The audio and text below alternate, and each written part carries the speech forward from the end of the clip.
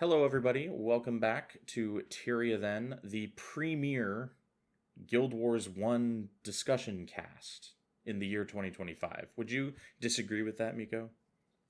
No.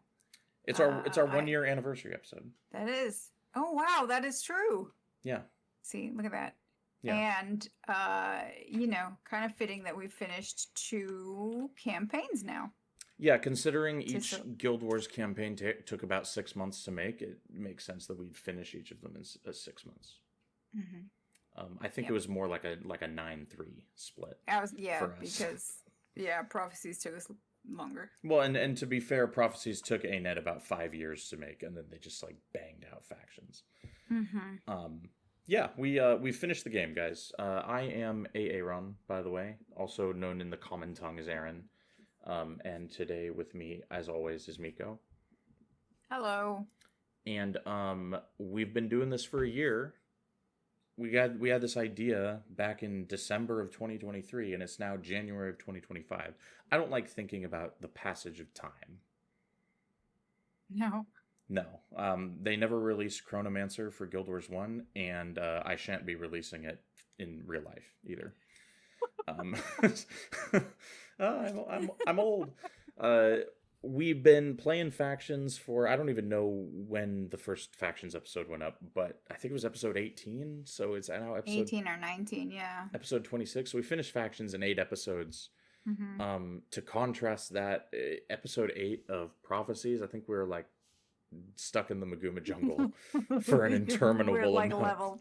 level 10 or 12 maybe. Yeah, stuck in Kryda or stuck in the Maguma jungle, just wandering around.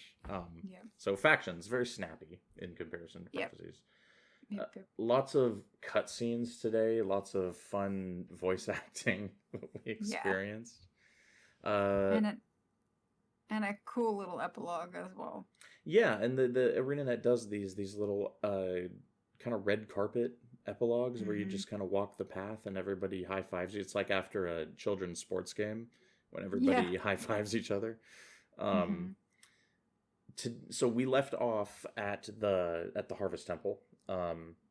What happened that led us up to the Harvest Temple last episode? We had to go. We found out that Shiro was back, and we went into the sewers to try and stop him. Well, did I just skip? I think I skipped.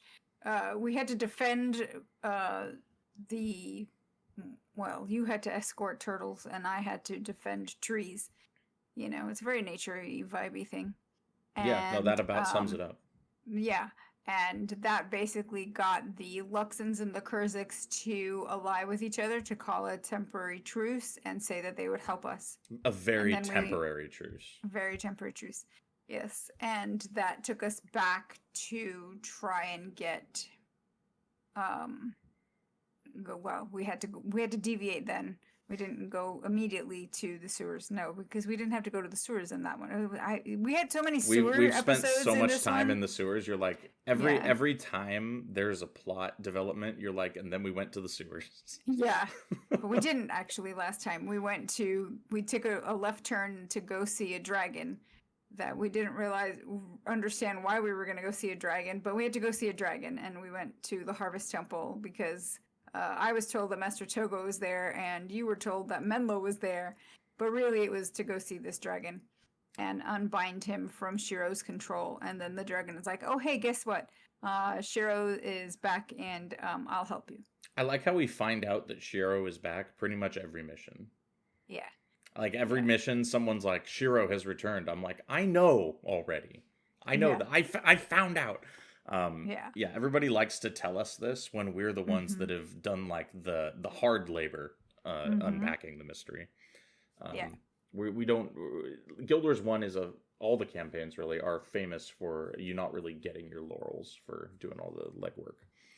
Well, and it's also, I guess, a way for the developers to say, hey, maybe these people haven't been paying attention or have been off doing other things instead of playing the main story quest. Maybe they got mired in side quests because there are a lot of side quests and factions as well.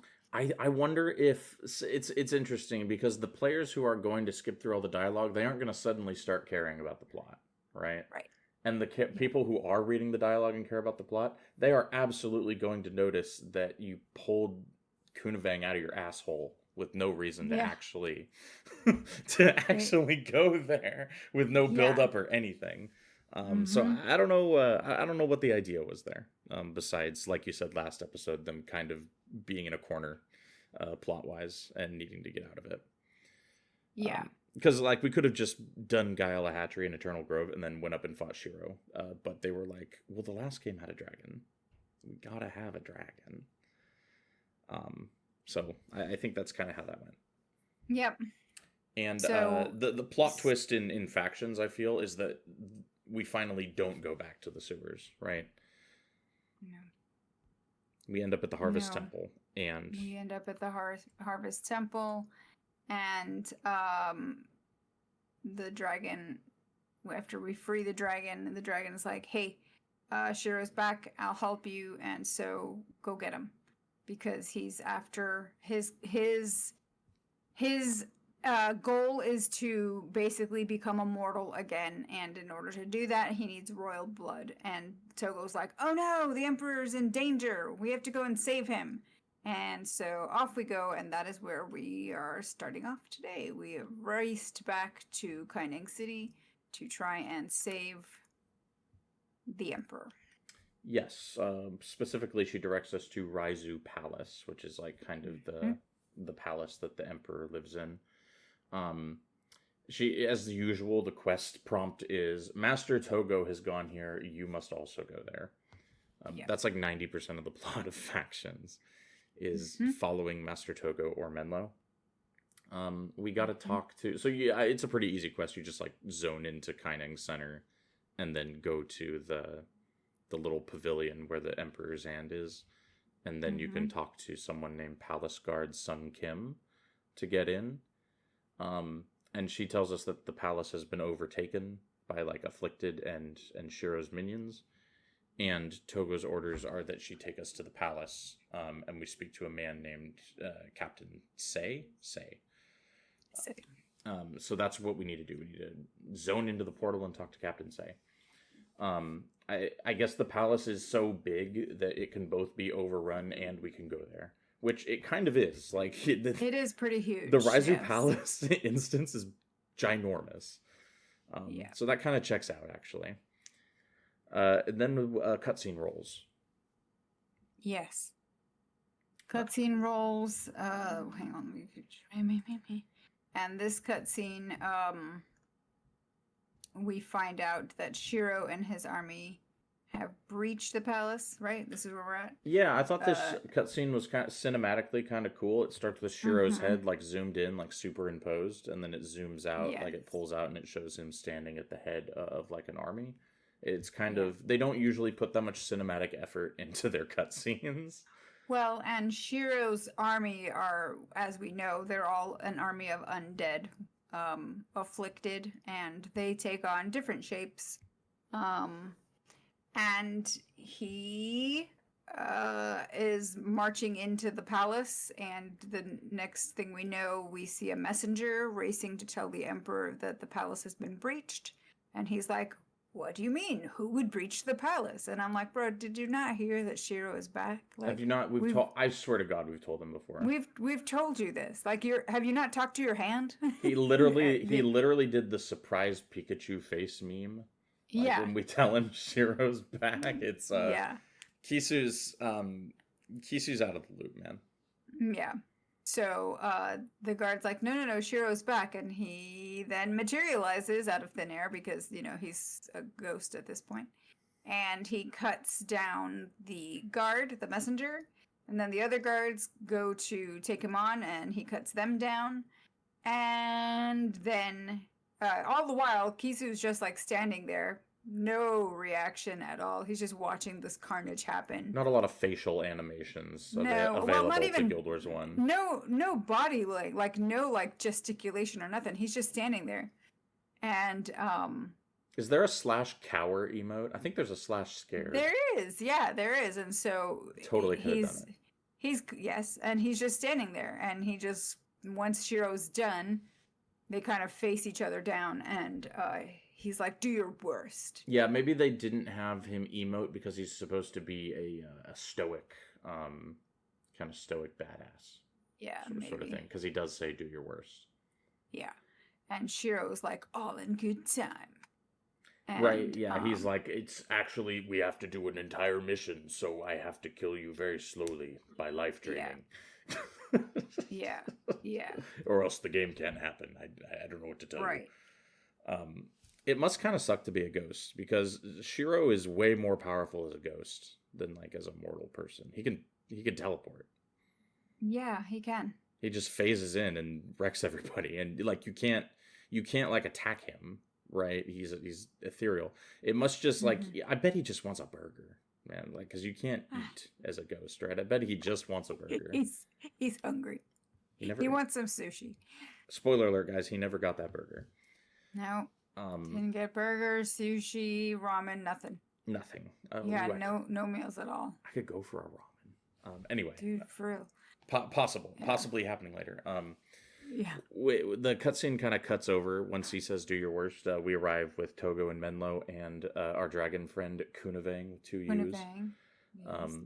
Kunavang is actually animated in this cutscene. She like flies through the gate. It's kind of cool. She's like flying along behind us. It's great. Mm-hmm. And Kunavang warns us. Hold on, I lost my place in my notes. I did want to point out, this is why I wanted to go back, actually. Because anybody whose name in this cutscene is Guard has hilarious voice acting. The Emperor's Guard has hilarious voice acting. And then there's another guy named Gate Guard that has hilarious voice acting. Lock down the palace! Activate the defenses! But sir, our men are out there too. They'll be killed. It's really top tier, like classic Guild Wars 1 buffoon level voice acting. I love it. I've grown to love it. Yeah, it's good. And it's not complicated from here on out, right? Kunavang is like, there are forces outside of the gate. They're pincering us. We got to split up. So some of us have to go like into the palace, and some of us have to stay at the gate to defend. Right. This would have been a great opportunity for one of those split party missions. Yes. And it's actually Menlo who brings up that splitting up into 2 forces. Oh, okay. Gotcha. Yeah, Kunavang is the one who's saying, hey, there's more spirit warriors coming. They'll be here within the hour. And that's when Menlo's like, well, we can't afford to get caught. So let's split up. And then Togo's like, Menlo's right. And I'm like, well, how come Menlo's the one with all the ideas now, Master Togo? Listen, Master Togo's, he's getting a little long in the tooth, you know? I guess. Menlo's the prodigy. Menlo and Togo are kind of where, like, Qui-Gon Jinn and Obi-Wan Kenobi are in Phantom Menace, right? He's just about there, you know? Almost. Yeah, exactly. Yeah. And as far as Kunavang goes, I quite like Kunavang. I like her weird voice acting that's like the glint voice acting from Prophecies, but it's weirder, so it's better. It's less like corny. I don't know. I'm a Kunavang fan, even though she doesn't really belong in the plot. No. Yeah. But I can kind of see why they didn't do the split player mission here, because I feel like most players would want to be the one like going on the mission, right? Nobody wants to sit there, because it took me, my completion time for this mission was 18 minutes. Sitting at a gate defending it for 18 minutes would kind of suck. Yeah. So it kind of makes sense that they relegate that to the henchmen for the purposes of the mission. And we spawn into the Raizu Palace mission outpost, and Captain Sei is there to give us our quest reward. Yes. And it's really not complicated from here on out. No, because from here on out, it's just a matter of storming the palace, basically, and then taking out Shiro. That's essentially the objectives in a nutshell. Did you talk the lasting 2? Yeah, did you talk to Sei about the mission objectives? I'm trying to remember. Yes, I must have done. Hang on a second. I'm trying to get my notes all together. I was doing other things while we were actually working. Miko just played this like 10 minutes ago. Yeah, so I was like still recording some stuff just now while we're talking. Yeah, I multitask. I demanded a prompt recording session. So if you talk to Say as the podium guy, he kind of lays out like, hey, that a group of the henchmen are going to stay behind to man the gate, which is why, because when I don't know about you, but when I pulled up the henchman roster, I was like, why is nobody here? I know, yeah. Because 6 of them are relegated to gate defense duty. Yes. 4 of them are, and then like you grab 2 of them. I don't know. You pick a couple of them. Yeah. So how the mission works is we need to get to Shiro, who's holding the Emperor. There's an army of Shirokin, not afflicted, full-blown Shirokin that are level 28 between us and him. And the palace has like 5 rooms that we got to get through. And we can pick our henchmen from the henchman roster, and then it is Argo, Talon Silverwing, Nika, Cynn, and Danica, who are relegated to defending the group that's attacking the gate. And we can pick 2 of them to help us storm the palace. Who did you pick? I picked Danica and Talon Silverwing. Oh, nice. So we picked completely different people. I picked Argo and Cynn. I picked Talon and Danica because the wiki said that it was they were the 2 most efficient picks. Oh, I thought you were. I thought you were role playing like Danica. Nah. I went Kurzik. Danica's my homie. That's what I was doing. Yeah, Danica can close a gate full to block out a room full of Shirokin, and you get to the ritualist boss at the end a little bit faster. And then Talon closes the gate on the portal rooms after the warrior boss. Gotcha. Yeah, Argo and Cynn both collapse bridges. Argo's cooler. Argo knocks down a stone wall and creates a bridge. Oh, nice. And then Cynn just blows one up. Yeah. I think does she do that after the elementalist boss? Yes. She did. I did fight the elementalist boss. Yeah. She does do it after. I think Argo helps out with room 1 or 2, and then Cynn helps out with room 3. 3, yeah.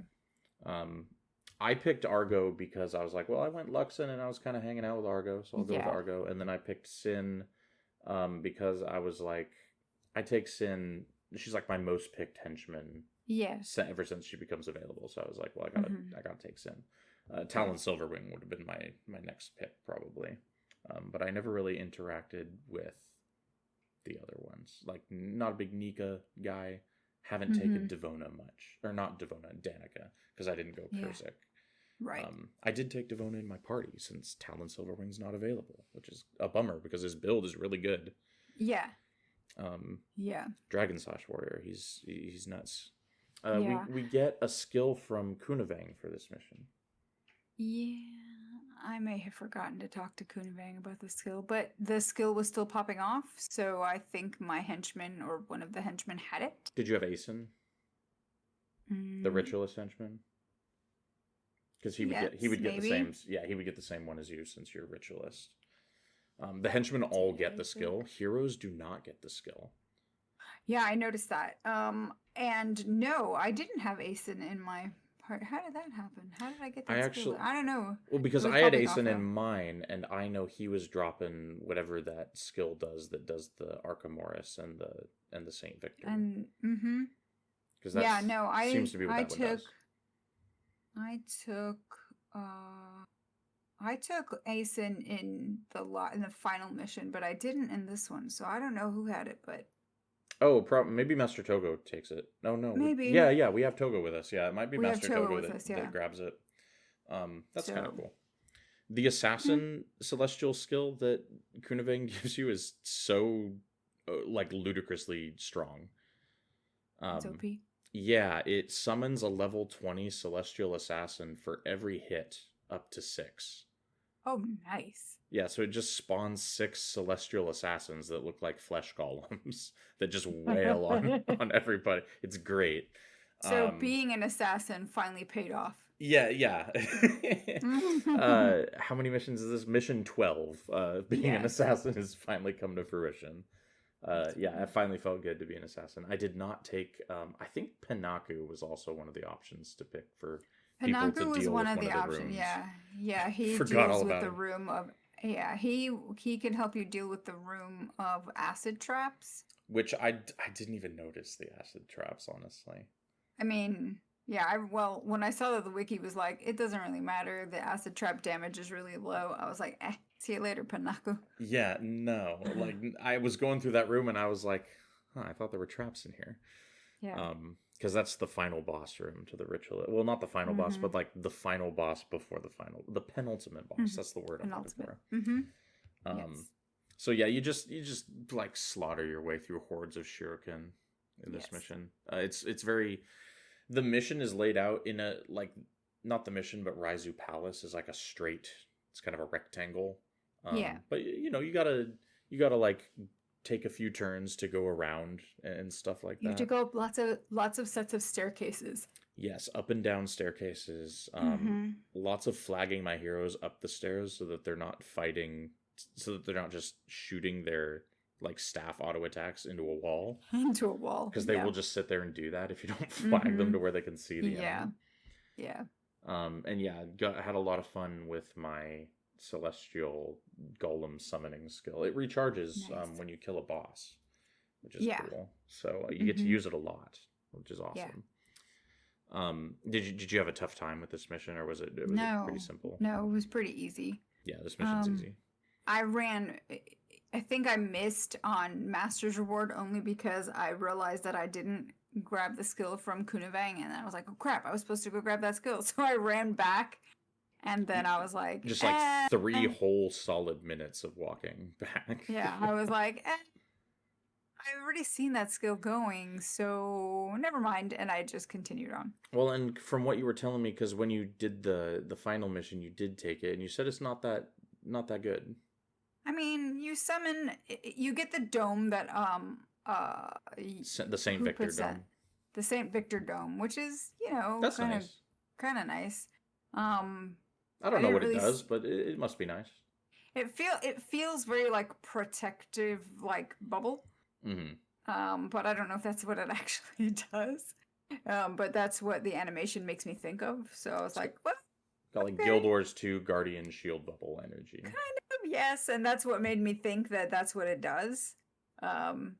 Just from the animation of it. But anyways, I just didn't find it as helpful as, like, say, summoning 6 assassins. Exactly, yeah, or the warrior skill that just like, it just does like a crap load of damage. Yeah. It's just like, we want to do 1 billion damage here. Have the warrior celestial skill. Have the warrior skill, yeah. And then there's the ranger stance that's just like, give your party... It helps you block. 3 health regeneration. I don't know. And a 75% chance to block. Yeah, useful in the final mission, not so useful here. Just because this mission's not very dangerous. I did have a moment early in the mission where I think this was probably a room you skipped because you took the recommended heroes, because this room was kind of hard. You get like pincered by respawning Shirokin mobs from either side. Oof, and and you have to kind of... Is that the warrior room? There was a lot of rangers in there, actually. Oh. Okay. But I couldn't tell you. I couldn't tell you. The mission kind of ran together. I couldn't tell you which room that was.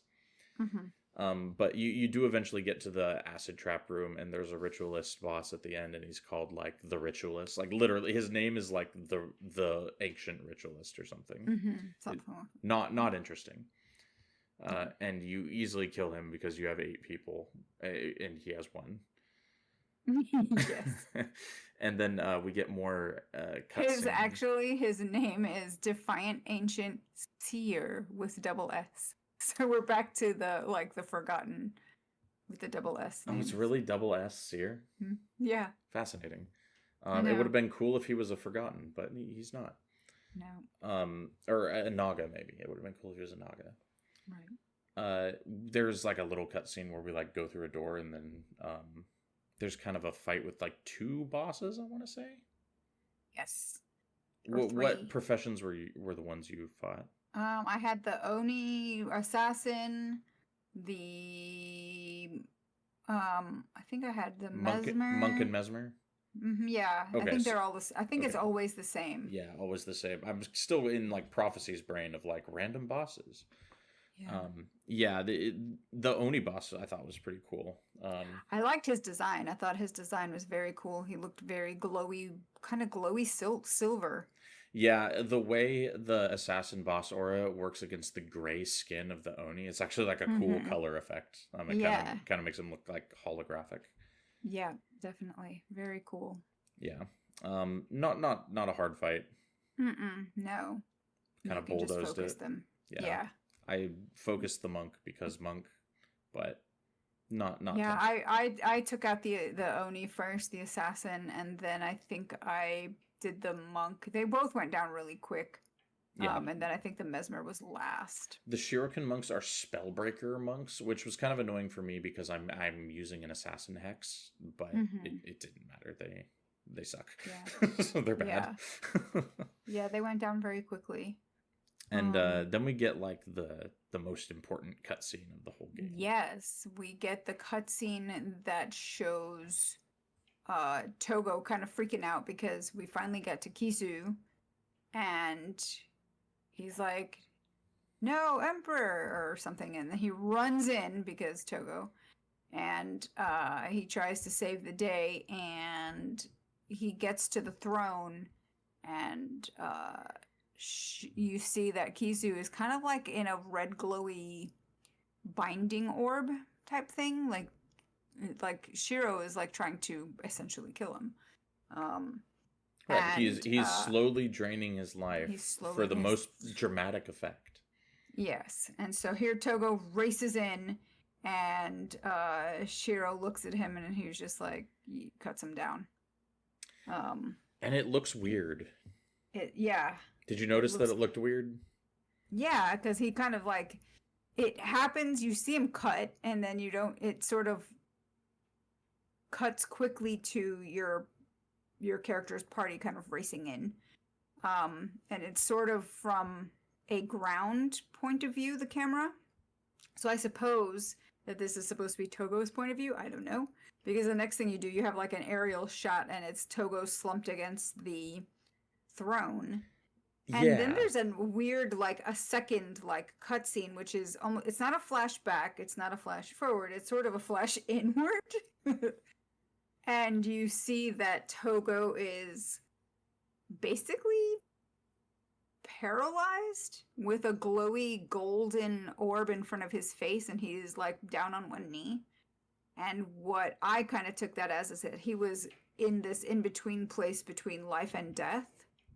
And that's when Shiro, who probably still has his envoy powers, says, "Oh, you are of the royal bloodline. You will do." And he cuts him down. Yeah, no, apparently does not need to slowly drain his life force away over the course of a 20-minute mission. No, he just slices him down, and then he's like, "I have returned, mwahahaha." Yeah, he twirls his mustache, and he does the evil villain cackle. Yeah, and like jumps out of a window into a hot air balloon and says, "You'll never get me." I thought it was really weird how in that cutscene he hits Togo, and Togo does not fall over, and then the camera cuts away. And then it comes back and Togo's like on the ground. On the ground, yeah. I guess they just like, they couldn't have given Shiro like a knockdown skill or something for that. I don't know. But yeah, they just, it looks real weird on camera. But yeah, the cutscene ends with Togo like laying dead with his eyes open on the floor. It's kind of grisly. Yeah, it is kind of grisly. And his corpse is there in the next mission. It really we go to confront Shiro. And there's Togo. Yeah. Lying face down. What's funny is that in the end of at the end of the previous cutscene that we'd gotten before the Raizu Palace, so at the end of taking back the palace, I had thought that they'd changed Shiro's voice actor. Because he all of a sudden sounded kind of good in his one line of "All in good time, Emperor." And I was like, oh, he sounds actually like a better voice actor. And then we get, "I have returned, mwahahaha." And I was like, nah, and we're back to being bad. Do your worst. All in good time, Emperor. All in good time. Yeah, I think I know what you mean when he says all in good time. That's not it's like an adult thing to say and not something a 10-year-old would say, which is a first for Shiro. Yes. And Which is then a first. there's also like a level of restraint in his voice when he's saying that instead of just cartoonish villainry, right? So yeah, a little bit of a deviation from the standard fare. And he doesn't have like the weird like hyper accent that they put on their villain. He sounds like a guy who's not American doing an American accent almost. Yeah, that's why it sounded like a completely different voice actor. So I do wonder if they did like, oh, we forgot to record this line. Let's go get Joe down over in the sound booth. Joe, the QA guy. Let's bring him up here. Hey, you read this line. He has a YouTube channel. He does funny voices. He'll do. Right. Yeah. So, some kind of weird voice work there from the Shiro man. And you were telling me, because Miko was looking at the credits after finishing the game, and they do list the voice actors. They do not list who they voice. Yeah. Which is telling. And I only recognize 2 of the names because they're fairly well-known voice actors, and they are 2 voice actors that are actually also in Guild Wars 2. Yes, Steve. The rest of them I don't recognize them. Yeah, Steve Lim and Nolan North. Yeah. The rest of them I don't recognize their names. Yeah, no, I've never heard of any of these people. I'm looking at the screenshot you sent me. Yeah. I of course did not stay for the credits, but so yeah, mystery voice while I was doing mystery voice actors in Guild Wars 1. Yes, and so then it's time. It's time. And so it's time for the next mission, the final mission, which is Imperial Sanctum. Have you ever played a game called Baldur's Gate 2? No, you've told me lots about Baldur's Gate. Yeah, this the final showdown with the boss in this game, Baldur's Gate 2, very famous computer RPG. This final mission reminded me a lot of the final confrontation with the villain in that game, if anyone's ever played it. It's kind of like all that's been... Shiro doesn't even say anything. Oh, he kind of does. He banters with Menlo a little bit. Yeah. But I thought it would be a lot more cartoonish and performative, and you kind of just get down to brass tacks. Like you spawn into the mission, and it's like, no bullshit, let's kill each other. And I kind of liked that. I kind of liked that all the posturing and performing and all the drama was kind of swept aside, and it was just time to fight Shiro. It felt, even though I've played factions before, it actually did feel satisfying to finally punch this dude in the face. Yeah. Yes, for sure. We spawn into an outpost called Imperial Sanctum. Yes. And we gotta talk to... Who is our podium guy for Imperial Sanctum? It's the Emperor. It is Emperor Kisu, the ultimate podium guy. Right. Yes. I assume this is like his personal sauna or something. I mean, It's not a bedroom. No. But he is the guy, so if you think you're going to get anywhere, you probably need to get through him. Exactly. Yeah. This is as far as I'm aware, he's like the only one besides the guards. He's like the only one that's like allowed to be inside the palace. It's a huge palace for one guy. Yeah. Well, I mean, you get to be emperor. That's what happens. Yeah. And that was also my favorite guild hall in Guild Wars 1 was the Imperial Guild Hall, which is modeled after the Rizu Palace assets. Yeah, the Canthan Guild Hall. Yeah, I would always pick that one when I'd make a guild. Yeah, that's the guild hall that I have. Yeah, it's so good. My guild. It is. It's the best. It's just superior, okay? It is. Kisu doesn't have that much to say as the podium guy. He's just like, yeah, it's time to kill Shiro. Yep, pretty much. He confirms that Shiro's mortal now. So he has like a flesh and bones, and if we kill him, we might be able to kind of stop him from ever returning again. And Menlo and Kunavang are going to help us. Yes. Shocker.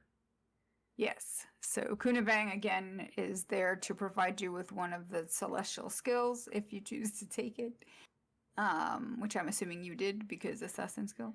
I did, yeah, it's very good. Yeah. One thing I thought was funny about the mission outpost is that there's a collector here. Yes, I noticed that, and I didn't go talk to him. What does he have to say for himself? He's just so he says that the Oracle, the guy from Nipui Quarter, he wants all soul stones from deceased Shuriken brought to him so he can, quote, make sure they're disposed of properly. Oh, interesting. That sounds like a bogus excuse if I've ever heard one. I know. I was going to say, I've got a bunch of those in my inventory. Maybe I'll go turn them in. The hell is he up to? Yeah, Nefarious Soulstone Collection from Soon, the Oracle from Nipui Quarter. But apart from that, there is nothing else going on. This is just a mission outpost to go kill Shiro. Yeah. And the mission itself is in a very small little area. And it's you, and you cross a big old bridge. And there's Shiro standing next to Togo's corpse. Yeah. And I think the bridge is really there just to let Shiro talk shit. He gives us a rundown of all the times that we kind of thwarted him. Dunked on him. Yeah. Pretty much. It's typical villain fare, you know? It is. Like, you tried to take me out, and I defeated you, but I didn't, and then I tried again, and then you thwarted me, and then I tried again, and I'm going to take you out this time. And it's like, okay, buddy. And Menlo's kind of bantering back at him. He's like, for Cantha, or whatever he says. For Togo and for Cantha. Yeah. Yeah. And then there's a little cutscene where we walk up to him, and he pulls out his swords, and then we got to fight him. Yes. And we got to fight him. And I think it's kind of funny, like Menlo, who is apparently getting all the credit because he gets to stand in front of the player character. Meanwhile, we've the ones doing all the work. We have to be behind Menlo. Yeah. So Menlo is still the guy with his muscular arms and tattoos. And listen, if you had endured the pain of having those tattoos put on your arms, you'd wear a tank top 24/7 also. There is that, yes. And if you like playing second fiddle to the NPC character, get ready for Nightfall because they're about to double down on that shit. Oh, I know it. Yeah, I know it. So how'd this mission go for you? So I nearly had him, and then he wrecked my shit, and I died. And then I went in again. Did not take the Celestial skill that time to keep one of my offensive spirit skills, and that went better. Yeah, I went in and I also got him probably down to like 10 or sub 10% my first try, and then he used impossible odds and everyone died. There was an initial. This took me like 4 or 5 tries, just because I had some misconceptions. I thought when he did the meditation of the Reaper that you're supposed to not attack him. It turns out that that's a bad idea, and if you don't attack him during meditation of the Reaper, he'll just one-shot your party. Because what that skill does is for every second that it's active, he steals 20 health from everybody. So if you let it go the full 20 seconds, it's really bad. That is really bad, yeah. Yeah, and you break it by doing 500 damage to him, so you actually DPS as hard as possible when he's on Meditation of the Reaper. So the priority becomes Meditation of the Reaper, and then for me it was killing the bound souls, because he can banish a party member and replace it with a bound soul that's just a shuriken. I needed to kill them as quick as possible to get my party members back. What I was doing in the first few tries was just ignoring them, and I was down like 4 people at a time. Yeah, and that's where I misunderstood, because he doesn't banish heroes, but he will banish henchmen. Correct, yep. And so I read the wiki, and my brain tends to interchange henchman and hero for whatever reason, and so I was like, oh, henchmen can't be banished. No. And then I was like, why are my henchmen being banished? And then he yells out at you, Kai Ying has been banished to the spirit realm. Yeah. Yeah, he says it. He's like an anime. When they say their moves, Shiro does that. Shiro is an anime villain. That's what it is. He really is, yeah. He really is. I had to switch up my henchmen a little bit to beat him. Who did you take in the end? Well, I took my go-to party in the beginning. Well, it's as close to it as I could get with the henchman selection they give you. That didn't go well. So then I looked at the wiki, and they recommend taking... Who are these people? They recommend Lucas and Devona for the warrior celestial skill, Damon for the stance, Kai Ying, Eris Vasberg for empathy, Asen for the celestial summon of Archimedes and Victor, and then Redemptor Carl for healing. Yes, and I tried that, and it didn't go well. And then I scrolled further on the wiki, and I saw a note that said consider just ditching taking a healer, period, because Menlo can cover it. So I ditched Redemptor Carl, and I swapped in Damon, even though I don't like Damon. And then we poured it in, and we killed Shiro in about 90 seconds flat. Yeah, yes, I know you told me that it was about 90 seconds, and I was like, whoa, that's really good. Because it took me about 9 minutes. Wow, 9 minutes. So it was kind of a nail biter for you. Well, no, it felt like more of like a war of attrition. I just kept whittling him down, and I was like, ugh, just die already, bro. Because he heals. Yeah, and I kept spamming empathy on him, and I kept spawning my Shadow Song and Dissonance spirits to blind and interrupt him. And so that helped, but yes. Yeah, his Impossible Odds skill strips hexes. You want to hit empathy right after he pops Impossible Odds. So, anyways, but I kept, he banished Kai Ying and Vasberg a couple of times. Kai Ying gets banished a lot. She's like the #1 banishment target. Yeah. And I think at one point Carl got banished, but I don't know. I kind of ignored the bound spirits in the... I tried targeting them at first on the successful run, which was my second one, and then I was like, I think I'm just gonna focus on him and screw the bound spirits. Yeah, I'd never paid attention to him before. Like when I used to play this game, I would just slot in overpowered heroes and kill him in a minute. Yeah. Right. Yeah, because it had been going well. Like on my first attempt, it had been going fine with just focusing on him and ignoring the bound spirits. And I was like, all right, you know what? Ignore that. And so, whatever. It went smoother. I gained the high ground. As a ranged character, I have that luxury. And just kept spawning my spirits and throwing my little auto attacks at him. And there we went. Yeah, what I ended up doing was actually zooming my camera out all the way so I could see when the bound spirits spawned immediately, so I could deal with them as fast as possible. That really because helped killing me. them does recharge your celestial skill. It does, yeah. And if Shiro uses Impossible Odds, I wanted to have a celestial skill charge ready so I could immediately resummon all my attack golems. Yeah. Which those work really well, not just for killing Shiro, but for tanking his Impossible Odds skill. Yeah. So yeah, I managed to finally get through it once I had adjusted my strategy properly. And I think this is a good fight. I think it's good. I think it is. It's a hell of a lot better than the Lich in Prophecy. Yes. And I remembered this fight being hard. Or more difficult. Like I would say it is hard. Yeah, I think this fight is hard. I remembered it being a pain. I remembered I must have come in with other players because I remember getting banished, and getting annoyed. Yeah, you can only get banished if there's more than one player in the party. Yeah.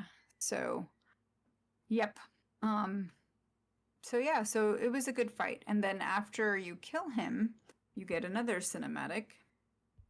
And you see him being bound, and essentially they put a spell that it looks like turns him into jade, ironically. So here's my theory about what's happening here. Yeah. And there may be like an official call in like the lore on what happens here, but this is what it looked like visually to me. So he's like on his knees, and he's starting to like do his thing because he did the jade wind before when he died, right? And a bunch of adepts from like the Napui Quarter Temple run in. They've got the same uniform on. And they like put a sphere over him. Yes. And I'm assuming that that's like a containment sphere for his Jade Wind. And what ends up happening is he just Jade Winds himself. Yeah. My man Jade wins himself. Yeah, And now that he's makes a just lot more sense. Yeah, now he's just a kneeling statue of Jade in the middle of the Imperial Sanctum, which is pretty cool. It is. I think that's really neat that they were like, we don't actually know how to kill this guy, but maybe if he jades himself. Yeah. And then his spirit pops out and he doesn't look like a ghost. He still looks like his corporeal self. And he has a conversation with the envoys. With the envoys, yes. And then he demands that I demand that you release me, which I believe is, if it's not a line that gets picked up in Guild Wars 2, spoiler alert, Shiro comes back sort of in Guild Wars 2. He comes back in Nightfall a little bit, spoiler alert. Yeah. This is not the last we're going to see of Shiro. No. And he's like, I demand that you release me, and they're like, you can't demand anything. He doesn't realize he's dead right away. No, and they tell him that denial and disorientation are common amongst the newly dead, and that's when it starts to like sink in that he's been killed again. Because he thinks he gets to just go back to being an envoy, and that he can like try again. And they're like, no, sweetie, you return to the mortals. You're dead. Yeah. And they say they've got a special place for him in the underworld. Yeah. It's like the 7th level of hell, apparently. Yeah, that they're sending him. They've got like a top secret circle of hell that they're gonna torture him in for eternity. Yeah, it's great. And it's funny because your character says, "Wait, what are you gonna do to him?" And they're like, "Don't worry, sweethearts. Let us worry about that." They literally don't tell you. They say, let us worry about that. They basically say, like, dude, the type of shit, the type of 8th dimension shit we're going to be doing to Shiro, you can't even understand. Yeah, you don't want to know. Yeah. And you don't need to know. You're no longer on the need to know basis. Yeah, like, this is real next level, both probably physical and psychological torture that's going to be happening to Shiro in the underworld. The underworld is a place we can go. I don't know if we're ever going to make it to the underworld, but we'll see. I thought it was kind of a missed plot opportunity when you see the adepts run in and place this like ethereal dome over Shiro to contain the Jadewind. That should have been like figuring out how to do that should have been a part of the plot of the game. Yeah, because it's like pretty integral to making sure another Jadewind doesn't happen in the middle of Kainan City. Like there should have been at least a side quest or some kind of primary quest that took us in and let us find out that they're working on this. That should have been the reason we had to go see Kunavang. So you finish your Gaia Hatchery or your Eternal Grove, and Togo's like, wait, hold up. If we kill Shiro again, what if he Jade wins? Yeah. Right? If let's say after Rizu Palace, Shiro's returned. He's mortal now, right? Now we're not just stopping him from returning. We have to kill him, right? And so someone's like, stop. If we kill him, he's going to Jadewind. We need to figure out how to make that not happen. You could add like 1 or 2 more missions in. Like you could add a little bit to the length of the game with a plot point that actually makes sense. Yeah.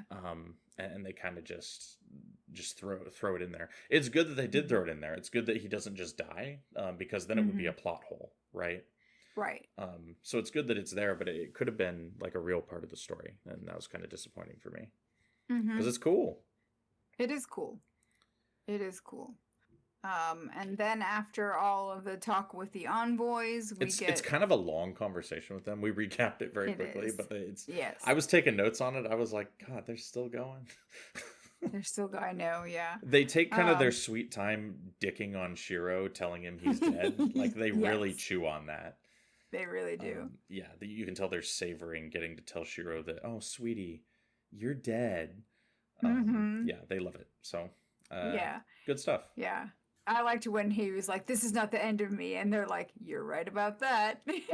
Yeah. And they just totally troll him. It's really good. Their dialogue is pretty cleverly written. Yeah.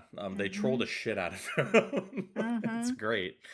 And then we're dropped into the Divine Path. Yes. And this is the epilogue, the red carpet zone for the heroes of Cantha, as we're now known. We've saved Cantha. It's not as good as the Prophecies epilogue. No, it feels a little bit more. Yeah, there's more because the zone is bigger. You don't get the flavor dialogue text happening all at once, Yes. like you kind of do in Prophecies. Yep. You have to kind of run through the entire Divine Path, which is it's kind of big. And people do have things to say, but it's not the same as the organic conversations unfolding between the characters in the Prophecies epilogue, which were very entertaining. Yes, there were some entertaining ones. Oh, well, I've got some notes here. Yeah, there's some good stuff here. And one of the things that if you interacted with the Prophecies characters, they would have funny things to say even in just talking to you, and that's not the case so much with all of the characters that you can interact with. Yeah. In the Divine Path. Yeah, a lot of them just have a generic phrase. There's a few good ones. Did you talk to Cynn and get your weapon? I did. Yes. What did you pick? I got my green weapon. I got I was wanting a staff, but I ended up getting a wand because that's all he had to offer. The ritualists. They didn't have staffs? No. You talked to every merchant? Every single one. I mean, No they had staff? staffs for other professions, but not with ritualist It's wild. stats. I know. It was weird. And I was like, I've been rolling a staff this whole time. So, but okay, I'll take a green wand and we can roll with that. I don't like the look of I don't like the visual look of wand and focus. The staff looks cool. Yeah, wand that's and why I focus always doesn't. roll the staff. No, yeah, that's why I don't use the wand and focus. But whatever, maybe it can be an alternate weapon set. Well, you know what I did that you probably should have done. I grabbed a scythe. Oh, well, you're gonna do the dervishy thing, huh? Because I'm thinking ahead. Yeah, I could have done a paragon thing. Well, normally, so when we did Prophecies, I grabbed my warrior hammer because his hammer was like a dog shit blue piece of garbage. The hammer from the Divine Path it has a name. Does it? Yes, it has a name. And hang on, I think my scythe was just called Dragon Scythe. Let's see. Amulet of the Mist. Hang on, I gotta find the Adept of Steel. He's got the it's called the Gavel of the Nephilim. Really? Yes. That's the coolest name I've ever heard for a weapon. I was like, dude, that is a cool. I gotta tell Aaron. So there you go.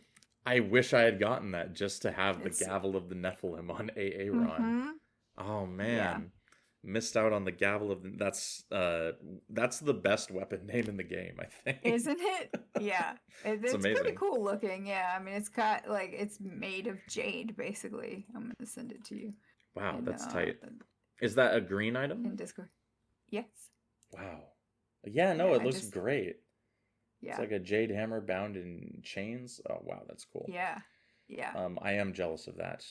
But yeah, we are going to do Nightfall next, and Miko's going to be on Paragon, and I'm going to be on Dervish. So I grabbed a scythe, mainly because I wanted to reward my assassin with new daggers, but I got those sweet green daggers as a drop very early in the game.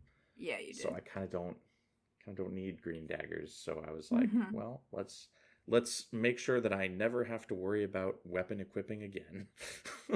Yeah. So my dervish, as soon as they get 9 scythe mastery, they'll have that sweet scythe to put on. Soon doesn't have that much to say. He's kind of just like, good job. Here's an amulet of the mists. Yeah. He's like, the world owes you a great debt. Yeah, he kind of intimates that we've saved the world more than we even realize. Yeah, he's perhaps one day you will understand the true magnitude of the deed you've performed this day. And I'm like, oh, okay. Maybe we will. Winds of Change? Anybody? I don't know. At the pace we're going through this stuff, we could be doing Winds of Change like this time 2027.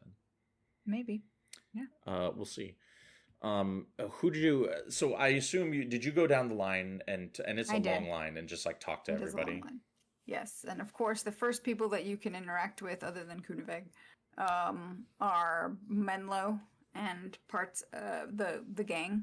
Yep. Yeah, the gang is here. Came over. The gang is here, and Eve roasts the hell out of Cynn for being a jealous girlfriend. It's so funny. It's great. There's a lot of good Menlo's harem content in the epilogue. Oh yeah, 100%. Yeah. Cynn is like, can we leave now? Maybe we won't have. If we go back north, Menlo won't have as many of his friends. Yeah, Cynn is very overtly ready to leave, mainly due to Menlo's. He literally has a harem, like pimp nation, yes. Yeah, because he is the pimp. Quite literally, he's walking around with an entourage of these just hangers on at all times. Mm-hmm. Yeah, and Eve even mentions Danica. As somebody that Cynn might be jealous of. She even mentions the gate guard. She just lists them all off. Yeah, she's like, you might be jealous of Jamie, you might be jealous of those twins, you might be jealous of Danica. Hell, you might even be jealous of that gate guard that let us in. I thought that was really funny. Yeah, and then Aiden is the one who like tells Eve to knock it off. Yeah, Aiden is boring and lame and doesn't like humor. No. Devona also tells them to knock it off, and Menlo's kind of just there, like rubbing the back of his head, not sure what to do. No, he doesn't really say anything. He's like, "Well, we don't need to fight amongst ourselves, but Cynn's right. Let's go home." Yeah, and I'm like, happy wife, happy life. Yes. And there are some armor vendors as you run to the next group of people. And weapon. Where you can buy elite armor. Elite armor, and I was like, I forgot to check this and get some materials, but oh well. I mean, I have enough money for one piece. Right. So I think I'll save my money because yes. It turns out the game is a lot easier to play when you have money. Mm-hmm. So this is very true. I've worked very hard to earn the 15 platinums on my character, and I'm going to be putting them towards outfitting my next character. There you go. Did you talk to... So next, I think we've got, like, the first round of folks from Xingje. We've got some of, like, the Xingje, yeah. Did you talk to Panaku? Yeah. So Panaku is like, I'm here to mourn Master Togo, and I regret that he's not going to see me atone for my past sins. I know that I've been a disappointment to him. And I was like, wait... When did you decide that you were gonna atone for your past sins? When did this happen? Yeah, this is the most like overt character 180 that I've ever experienced in Guild Wars. Yeah. I know. And Panaku, he says that he's there to mourn for Togo and that he's trying to atone for his past. And he asks me if I think he's done enough to atone for his past. Yeah. And I'm like, no. No, absolutely not.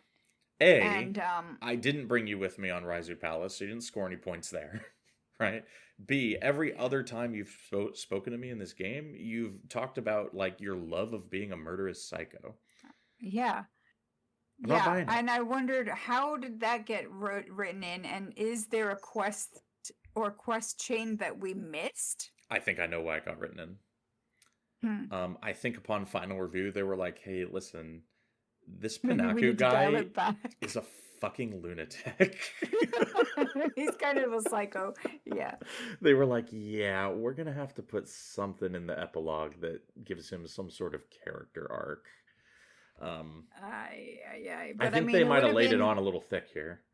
And it definitely feels like there should have been some sort of like quest or two that would have given him a reason for this redemption arc. I would have liked that. I would have liked, instead of go here and kill 40 wardens, I would have liked quests where we like develop the characters from Xingje, maybe. That would have been better. Those would also take longer to make, right? So yeah. I'm not sure how feasible that would have been, but I can wish. Vang is funny. Vang is funny. He's, of course, thinking that he's going to be the next headmaster of the monastery, because why not? And he has to throw in there that he'd be the youngest to ever do so. Yeah, and And then, Kai Ying is like, I think that that's a problem. And he's like, but I'm not joking. He's like, that's the problem. Yeah, I think Vang and Kai Ying are either an item or on the same team. I don't know how that works. Many people from Xingje are like an item. Lo Sha and Mei Ling are getting married, apparently. I know. I was like, I didn't even know that you guys were dating. I think Mei Ling is the assassin trainer. I think I trained under her, and I barely even remember who she is. Yeah. But she's very excited that she and Lo Sha are to be married. And it's funny because when you're walking up to them, she's like, tell me about how you defeated the Luxons in the convocation. What happened next? And he's like, oh yeah. The player character, they're there too.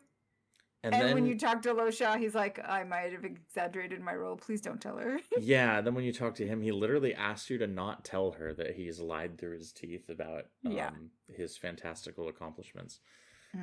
So Lo Sha checks out. Yeah. Did you talk to anybody else from Xingje in that section? Yeah, they were the only ones that had anything really interesting to say. Yeah, they were the only ones I commented on too. Yeah. There's a Tengu named Roost Everclaw, and I have no idea who he is. I've never seen him. Yeah, the Tengu of the Roost. I was like, who are you? Yeah. Did I miss something here? However, so he's standing there with Sore Honorclaw and Talon Silverwing, who we have met. Sore Honorclaw was the person whose father I murdered with Panaku. Yes. Which is still awkward to this very day. But this guy named Everclaw is standing next to them, and he's got some sweet armor on. I was like looking at him. I was like, this guy looks very cool. But I've never met him before. I guess the purpose of him being there is just like world building. Yes, and so I wikied just now because I was confused. And the Roost is found a little ways outside of Senji's corner in Shakwang Skyway. So we just never ended up meandering. We just in never that made them. Nope. Gotcha. So there you go. And then there's a huge line of Tengu. There's like 40 Tengu. Oh yeah. Who salute us as we walk by. Yep. And then there's a big old group of Kurziks. Yes, and Count Zuhalser is looking forward to rebuilding their defenses. Rebuilding well, he also says something about we need to break the truce. We need to rebuild our defenses before the Luxons break the truce and renew their attacks. And Baron Vastberg is like, you want to come fight with us and take out the Luxons? And I'm like, wow. Yeah, no, temporary truce. That hadn't... Yeah, very, very temporary truce. It's got kind of like a Cold War situation, but I get the feeling it's not going to be for very long. No. Because when you go talk to the Luxons, they basically can't wait to attack the Kurziks again. Yep. Yeah, Baron Vastberg says if only we'd lent our aid to the Kurziks, they could have destroyed the Luxons. And I'm like, of course. Forever. Yeah. Of course, that's all you care about. Yeah.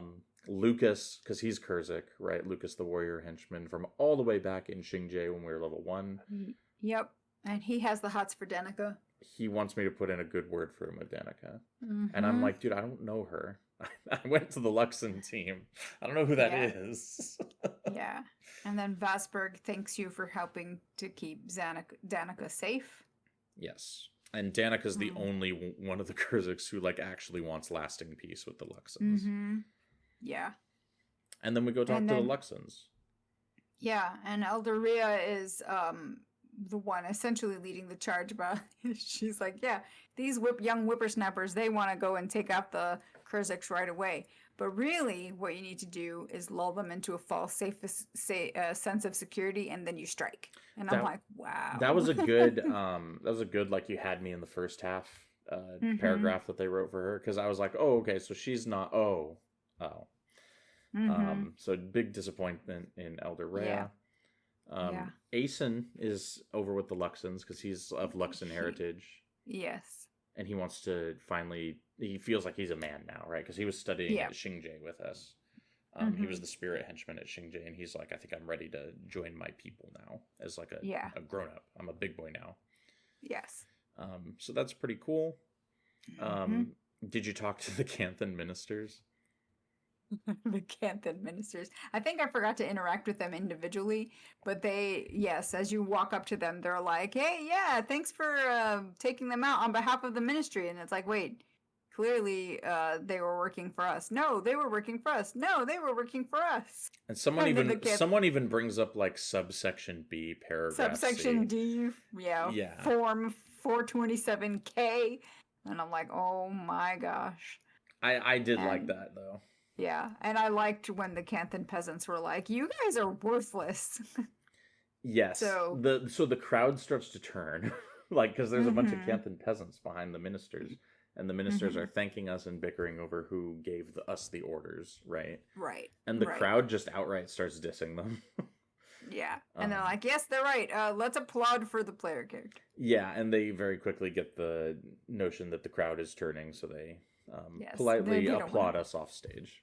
And then Menlo's harem is standing off to the side. Menlo's harem, the old friends. You've got Jamie, who says that it was good to see Menlo. And then she says, speaking of old friends, you should go to Tanakai Temple. I believe someone there wishes to speak to you. Did you go back there? I did. Oh, tell me what happened. Anything? So I went back to the Tanakai Temple mission outpost, and there's nothing there. I went back to Zinku Corridor, and there's nothing there. I mapped in to the Tanakai Temple Explorable, and I went and talked to Vizu, whose dialogue is updated to reflect that you've defeated Shiro. She's basically like, hell yeah, good job. Oh. I think that's that must be it. Yeah, I think that's what Jamie's referring to. I wasn't going to wander around that whole temple and figure it out otherwise. Right. Because Vizu's just like right there outside Zinku Corridor. I was like, that's easy. I'm not wandering around that whole area though. Right. Yeah.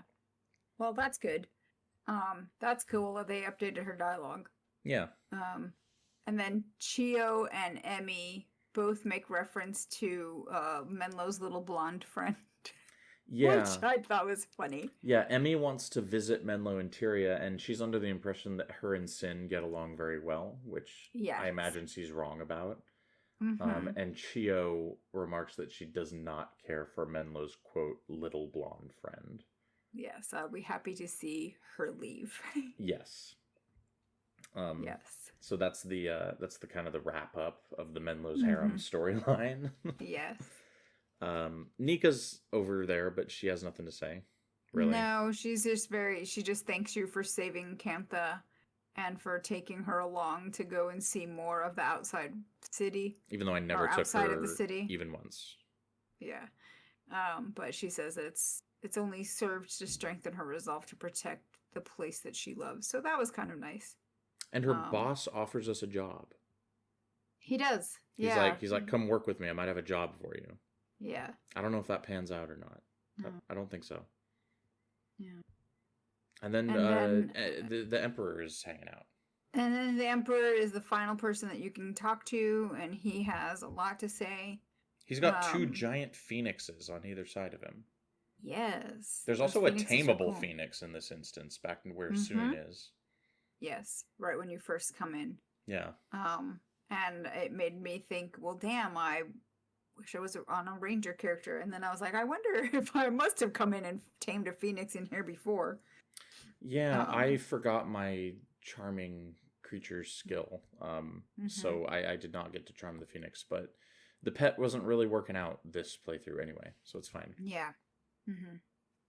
But Kizu says that Cantha mourns the loss of a great man this day, and because Togo was beloved by all, and then his service during the Tengu Wars brought peace to a nation torn by war. He's gonna build him a big old statue. Build him a big old statue, yes. That's it's just what you do. Yeah. You build a man a statue. Yes.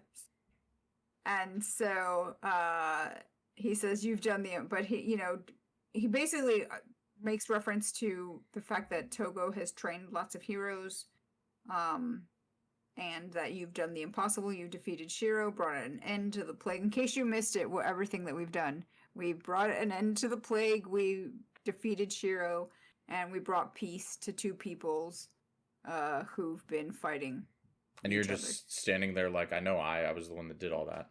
Yeah, and then he's like, you have saved Cantha, and for that I bow to you, which I thought was kind of cool. I get the impression, like, culturally that must be a big deal, right? Yeah. I don't think the Emperor bows to anybody. Right, exactly. So a show of deference like that is like, whoa. Yeah. So, and then after that, the credits start rolling. And if you hang around, or like I was doing because I was writing some notes, Kizu starts to do the warrior dance, which I thought was really funny. Yeah, we got on the voice call and we were talking about Kizu, and Miko was like, yeah, he's still dancing for me. I was like, he dances? Yeah. Apparently he dances. Dances, yeah. That's very it's funny. Crazy. It is. I do like that. Mm-hmm. And that is a wrap on the factions campaign. Yes. Now, Miko, when we started the Discord call, Miko mentioned to me that we never did the Master Togo bonus mission. No. I mean, and it feels fitting now that the poor guy is dead, that we should do the bonus mission. Yes. So, obviously, we don't want to cram the bonus mission into episode 1 of Nightfall, because that would be weird. So what we're going to do is we're going to construct our own monument to Master Togo in the form of a bonus episode of Tyria then. That's just going to be us playing the Togo mission and talking about it. Yes. It's probably going to be pretty short. It's probably going to be like less than 30 minutes. But we'll just post that whenever we get it done, because it's going to be extra. So keep an eye out for that in your feed, wherever you listen to this on down the line. What did you think of like factions versus prophecies? Thoughts? I like the quicker pace of the story development in factions. I think that certain things, like we've talked about, there are certain things that have like feel more plot holey that they could have filled up or expanded on or fleshed out, but like the whole Panaku thing. Kunavang, why do we need a dragon all of a sudden? And also, why do the Kurziks love Menlo? I really wanted to know what he did, and we never found out. You know who should have a bonus mission? Menlo.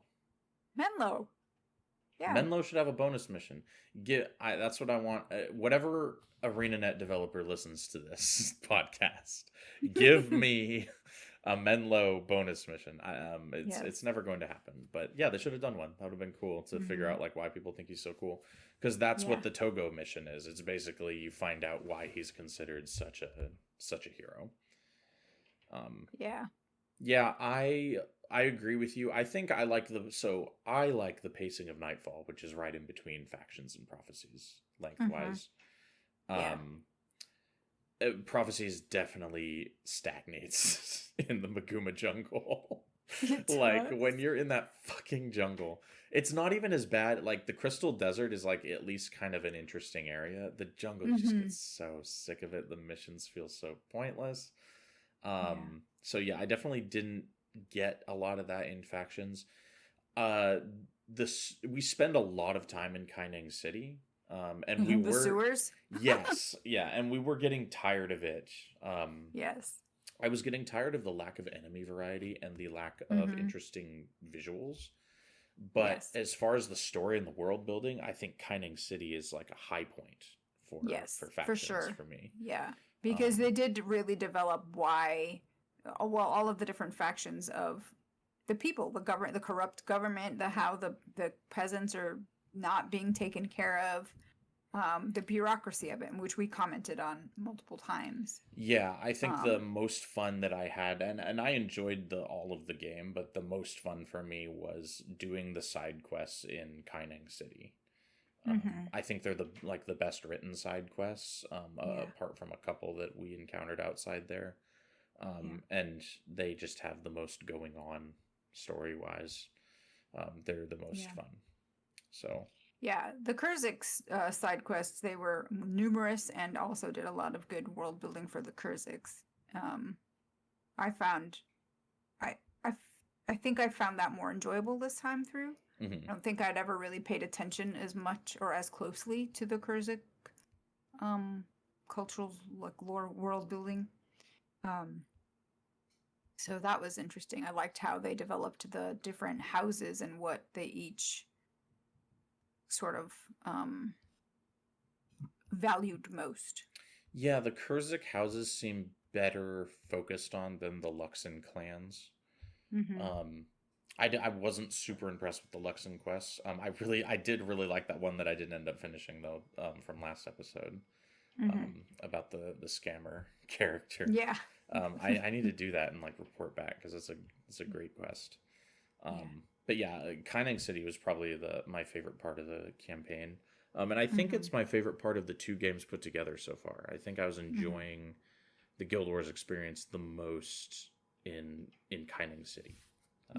It's kind of a cut above in terms of world building and side questing for me. Yeah. Did you have a favorite character? For I think Menlo kind of grew on me, and I think it was more because of how he seems, when you met him in Prophecies and he's kind of going along, and you get in Prophecies that Cynn is jealous. But it isn't really until Factions that you kind of see that she's got a real reason to be jealous, because the guy is like, he's a pimp. He's rolling in it.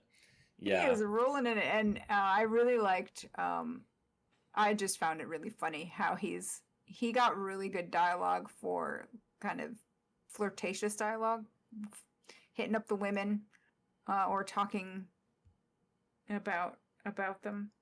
But yeah, so it isn't so much that he has a harem, but he's also a bit of a ladies' man, and that just kind of cracked me up. So he grew on me. Yeah, I didn't love. I think Master Togo is kind of a bland character. I think what Menlo has going on is very fun. What I enjoyed as far as characters were all the fact that the henchmen update with what they have to say as they go through the game. I don't know if I'd put my finger on a specific favorite character. Maybe even Panaku, just because he's like so out there. Like the way they wrote him is so like, wow, you really did that. And then Headmaster Vang is very funny as well. Yeah, he is. But yeah, just the amount of extra character they injected into the side NPCs as a whole was a cut above Prophecies, where very few side NPCs had a lot of character. Right. Something we complained about in Prophecies that they absolutely address in Factions is for sure the same characters experiencing the game with you the whole way through. That Factions comes through with that like 11 out of 10.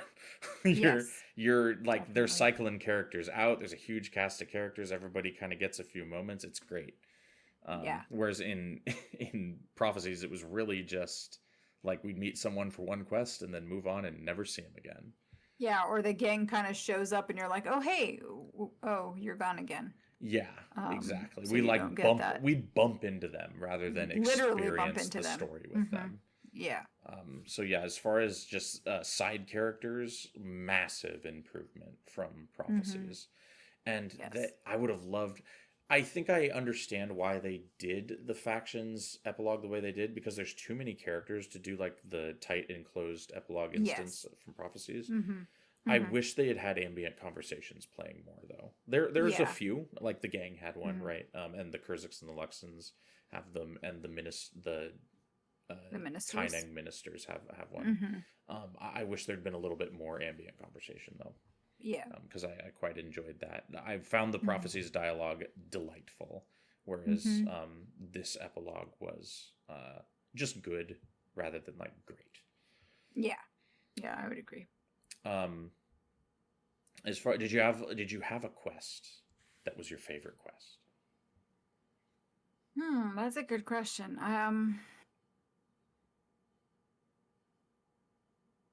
None really stand out. I mean, I'm sure I talked about them in previous episodes, but none are coming to mind right now.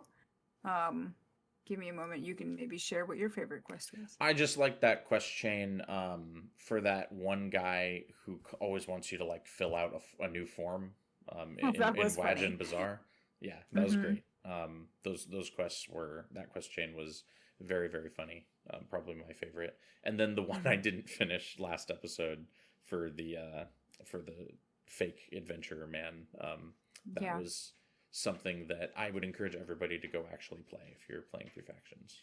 I will say that the quest chain that probably drove me, I don't know if it's a favorite, but it's definitely memorable, is the one for the Kurzik guy who wants to build all these different kinds of instruments from the carcasses.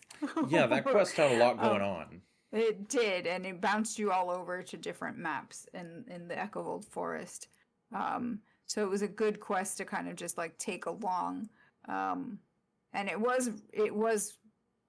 it did have that kind of that development of this one guy who just wants to be famous and remembered for something, and apparently your endeavors helped him do that.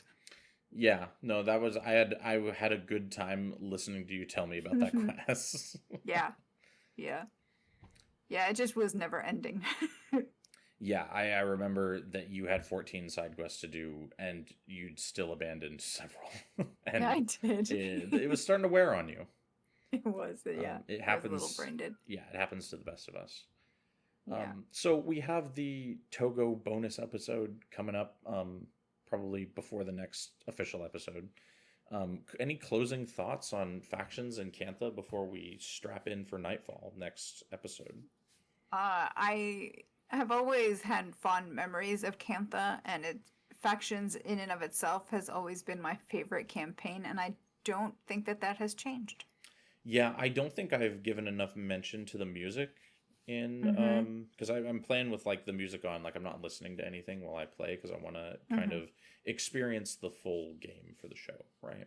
Yeah. And the Xing Jie music is really good, and then the Jade Sea music is really good.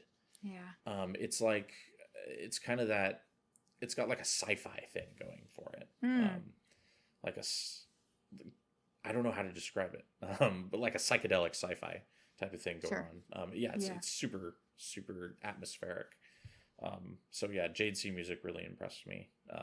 And then of course, as far as factions goes, I think it's a cut above Prophecies in terms of the visual area design.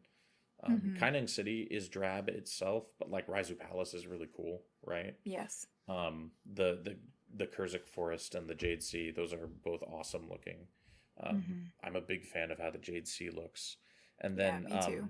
Xing Jie Island is kind of like a whole several zone area of like a similar level of aesthetic beauty to Pre-Searing Ascalon, right? It's got that same sort of vibe. Yes. So yeah, just very visually impressive compared to Prophecies. Yeah. It's a good game. I'd say It Guild is a Wars good game. Factions is a good game, despite its faults, just like Guild Wars Prophecies. Do you prefer Prophecies or Factions? Factions. Gotcha. Still factions. That hasn't changed. I think I'm looking forward to see how I feel about Nightfall after this playthrough for the show, for the podcast. Because Nightfall has always been probably my least favorite campaign. That's interesting. And I know that will probably that's a controversial thing to say. A lot of people will, don't come at me, please. Well, you already scored brownie points by saying Factions is your favorite, because Factions is everybody's favorite. Well, except that people who always say that Nightfall is their favorite, they really, really love Nightfall. Nightfall is my favorite. Yeah, Nightfall is my favorite. Mainly just, I don't know, I think it's good. But I think they're all good, so I'm not too bent out of shape about it. I'm excited to start Nightfall. I think I definitely prefer the tighter narrative of Factions. I just wish it was connected together better. Whereas Prophecies everything was connected, but it was just so meandering. I will say I'm looking forward to getting Heroes. Yes, I can't wait I'm so psyched for Heroes. Oh my god. And Koss and his crazy running into all the things. And something cool that we get to do that launch Nightfall players did not get to do is we get to play through with 7 heroes. So we get to like keep everybody in our party as we go along. It's going to be awesome. There's missions in Nightfall where you'll actually you can take diverging paths, and I think we'll do that. So we'll take diverging paths along the mission route. That'll be fun. Yeah, it's gonna be great, guys. So stay tuned for Nightfall. You can hear my cat ripping up my chair behind my head here, because I forgot. My cat has been whining in her sleep. Yes, I forgot to put her in the bedroom for recording, like I always do, because she was already in there and she was asleep. But yeah, that's gonna wrap it up for factions for us, guys. We're gonna be starting Nightfall. We're gonna be hitting you with a bonus episode for the Master Togo bonus mission pack. Until then, Miko, where can people find you on the internet? You may find me at Inky Sticks on your social media platform of choice. Awesome. And you can find us at Tyria Now on Blue Sky and Twitter and Spotify and Apple Podcasts, as well as YouTube. Go follow all of those that are relevant to you. So this episode is late. The last episode was late too. The holidays kind of just hit us hard in terms of our time allocation. So if you want to get updates on when an episode's going to be late and when it's going to be coming out instead, go ahead and follow us on the YouTube, Twitter, and Blue Sky. That's where we make those announcements. Yes. And until the next episode, guys, we will see everybody later. Bye, everyone. Bye, guys.